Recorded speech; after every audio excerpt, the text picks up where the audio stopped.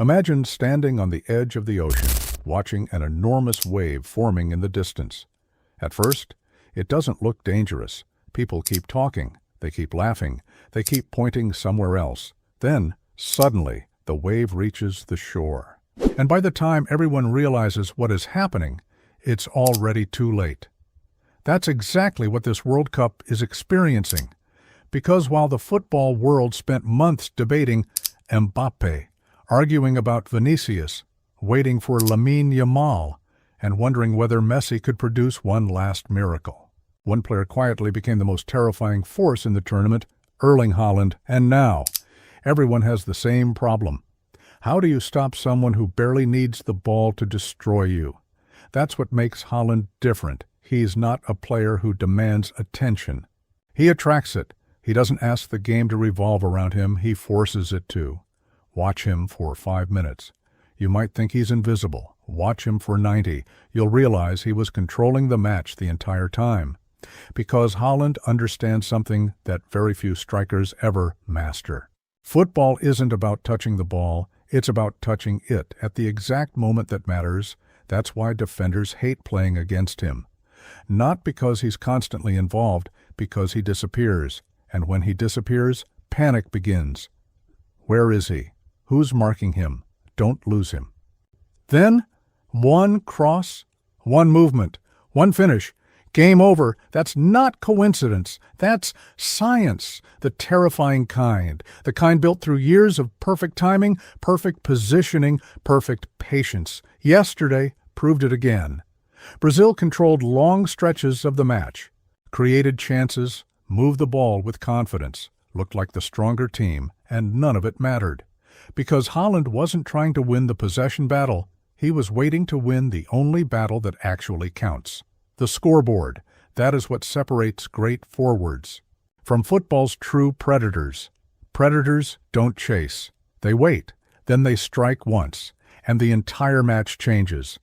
This tournament is full of extraordinary footballers. Mbappe can destroy you with speed. Dembélé can destroy you with unpredictability. Haaland can destroy you with elegance. Vinicius can destroy you in open space.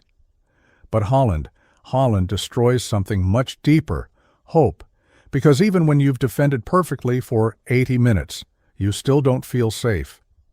You know he's there, watching, calculating, waiting. And eventually, he arrives. That's the psychological torture of facing him. He's not simply attacking your defense. He's attacking your concentration. 1 second of hesitation. One defender looking at the ball instead of the striker. One mistimed jump, one poorly defended cross. That's all he needs.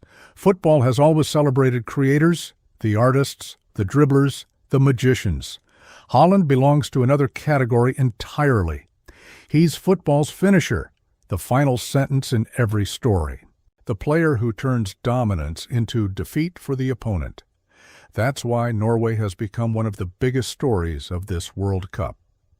Not because they dominate matches, because they know exactly who finishes them, and when you possess the world's most ruthless number 9. You never truly believe you're losing. That's belief. The dangerous kind, the kind that spreads through an entire squad. Suddenly, defenders play with confidence. Midfielders take smarter risks. Wingers attack without fear, because somewhere inside every Norwegian player's mind, the same thought exists. If we create one chance, he'll finish it. Very few national teams possess that luxury. Norway does. And here's the part almost nobody saw coming. Haaland isn't carrying Norway anymore. He's transforming Norway. There's a huge difference. Years ago, opponents believed that stopping Haaland meant stopping Norway. Not anymore. Now Norway defends better, transitions faster, presses smarter, moves as one, because Haaland has given them something every great national team eventually discovers. Identity. He's no longer just their striker. He's become their belief system, their reference point, their certainty in uncertain moments. And football history has shown something fascinating. The World Cup often belongs to the team that has the player nobody wants to face. In 1986, Maradona. In 2002, Ben Ronaldo. In 2018, Mbappé announced himself to the world. Now, the conversation feels different because this tournament may no longer belong to the fastest team or the most technical team or even the most famous team. It may belong to the team with the player who needs less than anyone else to decide everything. That's why this World Cup has a serious problem. It's not Norway. It's not their tactics. It's not their confidence. It's the fact that every remaining nation now walks onto the pitch carrying the same terrifying thought. What if Haaland only needs one chance today? The scariest thing about Erling Haaland is not the goals. It is the silence before the goals, that strange silence where defenders start believing they have controlled him. 10 minutes, 20 minutes, 60 minutes, nothing. No magic dribble, no spectacular touch, no constant involvement. And that is exactly where the trap begins. Because Haaland does not need to dominate the match. He only needs to survive inside it, waiting, watching, measuring the weakness. Then, suddenly, the entire game becomes his. That is what Brazil discovered, and now every team left in this World Cup has to live with the same fear. Not fear of Norway playing perfect football, fear of Norway staying alive long enough for Haaland to appear. That is a nightmare no tactical board can fully solve. Because how do you defend against a player who can be invisible for 80 minutes and still become the headline forever? This is where Haaland separates himself from ordinary stars. Most elite players need rhythm. They need touches, they need the ball. Haaland needs timing, and timing is the cruelest weapon in football. You can defend well for an entire match. You can win duels, you can block spaces, you can force Norway backward. But if you switch off once, just once, the punishment is immediate. That is why his presence changes the psychology of everyone around him. Norway believes longer because Haaland exists. Opponents panic earlier because Haaland exists. Fans stay nervous because Haaland exists. And defenders spend the whole match fighting an opponent they can never truly relax against. That mental exhaustion matters. By the final 20 minutes, legs are tired. Decisions slow down, communication becomes weaker, and Haaland becomes more dangerous. Not because he suddenly starts running more, but because everyone else starts thinking less clearly. That is predator football. That is why he feels built for knockout games. One chance, one header, one finish, one country sent home. The World Cup has always been shaped by players like this, players who turn tournaments into personal territory. Ronaldo in 2002, Mbappé in 2018, Messi in 2022, and now perhaps Haaland in 2026. But his story is different. He is not carrying the romance of a final dance. He is not carrying the beauty of a playmaker. He is carrying something colder, the threat of inevitability. Every Norway attack feels like a warning. Every cross feels dangerous before it even reaches the box. Every counterattack makes the stadium hold its breath because everyone knows where the ball is trying to go. And somehow, knowing it still does not make it easy to stop. That is the terrifying part. Haaland is obvious and still unstoppable. Norway does not need to hide its plan. They can show the whole world the blueprint.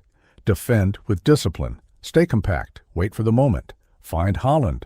And the craziest part is that the plan still works. Because when the weapon is that powerful, simplicity becomes deadly. Now imagine being the next opponent. You watched Brazil fall. You saw the 5-time world champions control stretches of the match and still get punished. You saw Haaland turn patience into humiliation. You saw Norway row after the final whistle like they had crossed an ocean and left another giant behind. And now you have to prepare for that. You have to tell your defenders not to blink, not to lose focus, not to give him half a meter. But football is human, and humans make mistakes. That is where Haaland lives. Inside human error, inside fatigue, inside fear. Inside the 1 second that separates survival from elimination, the most dangerous thing Norway has now is not just Haaland's goals. It is the belief those goals create.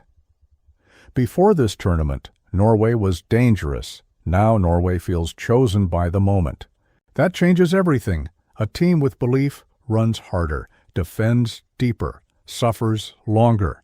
And when the final minutes arrive, they do not feel desperate, they feel patient.